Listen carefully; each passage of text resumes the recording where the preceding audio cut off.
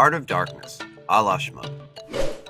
Heart of Darkness is so chock full of gore and allegory, it's hard to tell the two apart.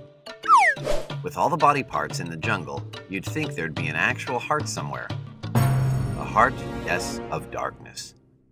But there isn't. So what exactly is the Heart of Darkness? Say you're an imperialist. Hello, hello. Someone whose country gobbles up smaller countries like Pac-Man eats power pellets. To you, the Heart of Darkness is the evil that lies in the depths of the jungles of Africa. Somewhere in the vicinity of all the crocodiles and malaria-ridden mosquitoes.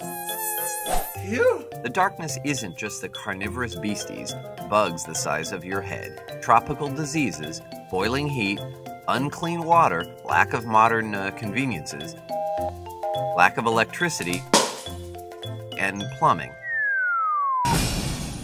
We could go on and on, but we're feeling a little sick ourselves. What really freaks the imperialists out, besides this untamed and hostile wilderness, are the so-called savages, who have never seen the warm electric lights of civilization. Attention, savages! We do not come in peace. Ooh. Or pants, for that matter. Now, if you're one of the colonized, instead, you might have a considerably different view on the subject.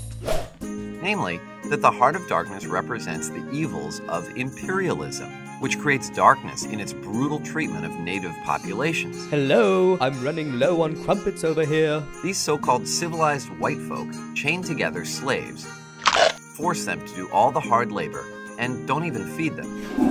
Just because they know how to operate a flush toilet doesn't exactly make the white folk civilized. Gross, he didn't even wash his hands. So maybe the argument of who's the evilest link, the colonizers or the colonized, is like trying to decide between alien versus predator. That's a battle that none of us want to get stuck fighting. Look, we're all capable of evil. Whether we're native Africans living isolated in the jungle, Boom! Evil!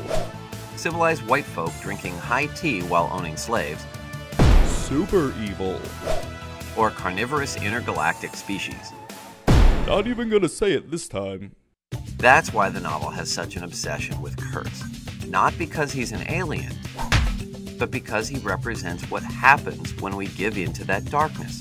We start using body parts as interior decoration. Let there be darkness.